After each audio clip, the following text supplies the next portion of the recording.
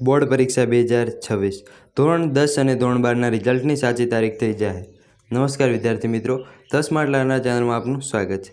તો વિદ્યાર્થી મિત્રો, તમારા ઘણા દિવસથી પ્રશ્ન હતો કે બોર્ડ પરીક્ષા 2026નું રિઝલ્ટ ક્યારે આવશે। તો વિદ્યાર્થી મિત્રો, તમારી આતુરતાનો અંત આવી ગયો છે। બોર્ડ પરીક્ષા 2026ના રિઝલ્ટની સાચી તારીખ થઈ જાહેર। આખરે ક્યારે આવશે પરિણામ? અને બીજા એવા પ્રશ્નો હતા વિદ્યાર્થી મિત્રો કે આ વર્ષે ગુજરાતનું રિઝલ્ટ કેવું આવશે અને આ વખતે ગ્રેસિંગ માર્ક્સ કેટલા મળશે। તો વિદ્યાર્થી મિત્રો, આના વિશે સંપૂર્ણ આજના વિડીયોમાં આપણે ચર્ચા કરવાના છીએ।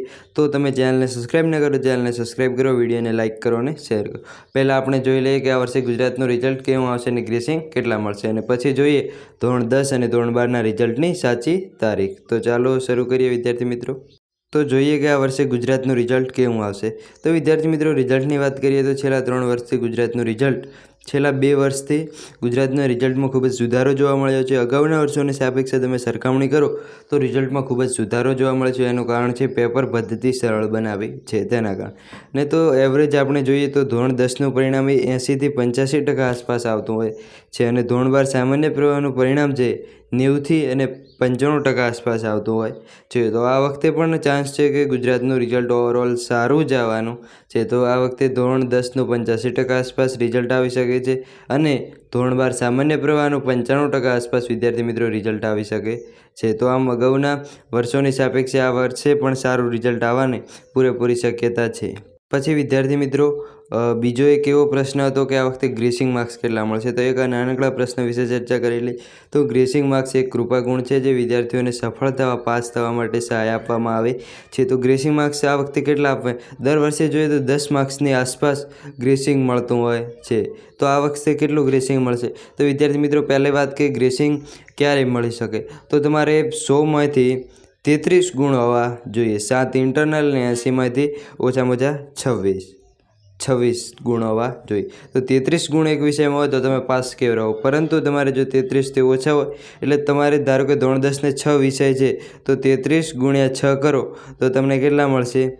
198 માર્ક્સ મળશે। અને જો તમારા ઓવરઓલ 600માંથી 198 માર્ક્સ થતા હોય તો તમને ગ્રેસિંગ મળશે નહીં, પરંતુ તેના કરતાં ઓછા હોય માર્ક્સ તો તમને 100% ગ્રેસિંગ મળી શકે છે। અને ગ્રેસિંગ હંમેશા જેને પાસ થઈ ગયેલો હોય વિદ્યાર્થીને મળતા નથી। ગ્રેસિંગ એ જે અસફળ થતો હોય, જે નાપાસ થતો હોય તે વિદ્યાર્થીને મળે છે। અને ગ્રેસિંગ આ વખતે કેટલા મળી શકે છે?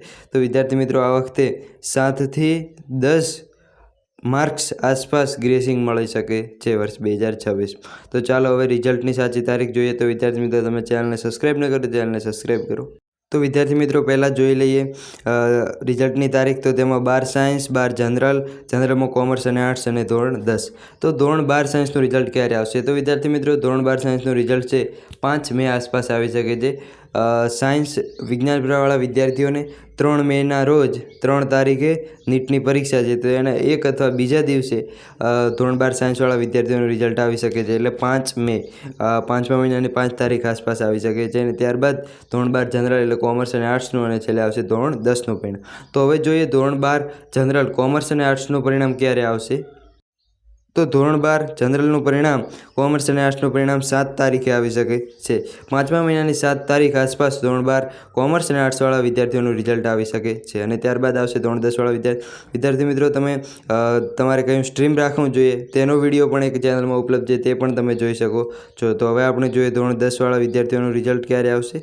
તો ધોરણ 10વાળા વિદ્યાર્થીઓનું રિઝલ્ટ એ 10 મે આસપાસ આવી શકે છે, 10 મે પહેલાં આવી જશે। 5મા મહિનાની 10 તારીખ આસપાસ એ તમારો ધોરણ 10વાળા વિદ્યાર્થીઓનું રિઝલ્ટ આવી શકે છે। તો વિદ્યાર્થી મિત્રો, ધોરણ 10વાળા વિદ્યાર્થીઓને કયું સ્ટ્રીમ રાખવું જોઈએ તેનો વિડીયો પણ આપણે ચેનલમાં ઉપલબ્ધ છે, તે પણ તમે જોઈ શકો છો। તો વિદ્યાર્થી મિત્રો, વિડીયો પસંદ આવે તો વિડીયોને લાઇક કરો, અને આપણી ચેનલ 10 સ્માર્ટ લર્નર તમે સબસ્ક્રાઈબ ન કરો તો ચેનલને સબસ્ક્રાઈબ કરો। Thank you.